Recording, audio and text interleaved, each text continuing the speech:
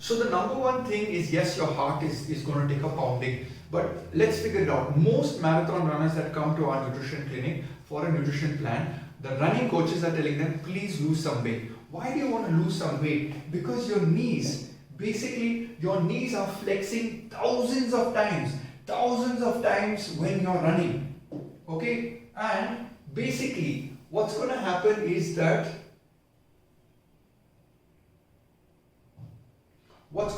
if the nutrition is not correct, that knee is going to get damaged.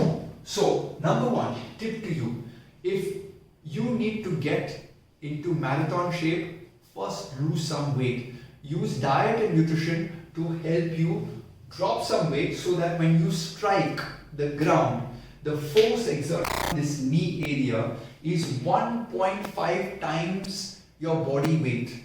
And it can go up to 4 times your body weight because of the impact. That's going to crush cartilage and tissue, and every day it's going to break down. Now what you can do is, the body is a dynamic healing mechanism. You can take certain foods that are anti-inflammatory, means it reduces the inflammation, and you can take foods which are building. So it goes to that joint area and builds it. So we want to find foods which have certain proteins or amino acids which will go to the ligaments, which will go to the cartilage and help do dynamic rejuvenation, so that hopefully, when you're wearing and tearing your cartilage, you're also taking care of rebuilding it by better nutritional choices. Okay? So basically what I'm trying to say to you is that raw material, okay, that you consume for the cartilage. Let's take skin, let's take cartilage, let's take muscle, let's take water in the body. Everything is raw material, and as you run, you deplete it, you lose it, you burn it up. You need to replenish, and that comes from your food.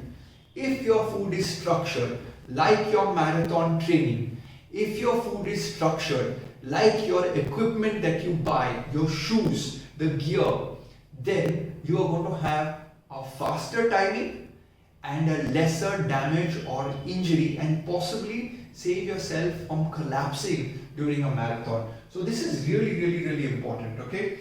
Then another point that I want to work with you on is your mitochondria.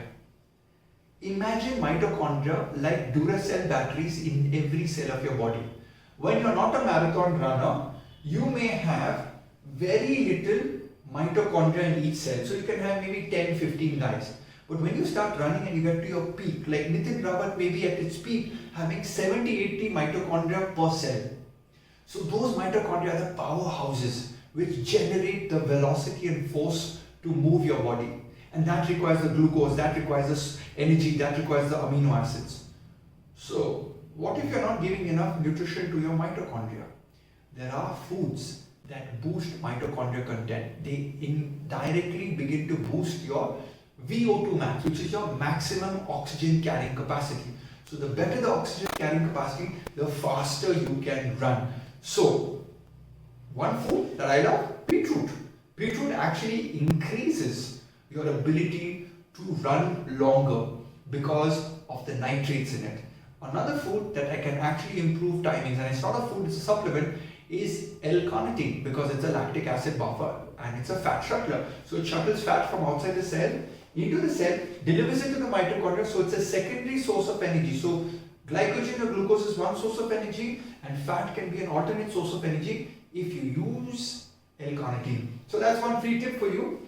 But when you want to use real energy for running, you need protein, you need carbohydrates, you need fat, and you need oxygen. All of these components come together. So when I'm working with normal people who are doing 10K, 20K, I suddenly give them 15-20 minutes improvement in timing. Why? Because we structure the timing, we structure what's on your plate, and we figure out any nutritional deficiencies. So in my next video, I'm going to talk about what are the things that you want to do at Goa Nutrition that you can test to do the best possible things to save your body from damaging, so that you can still run at the age of 70.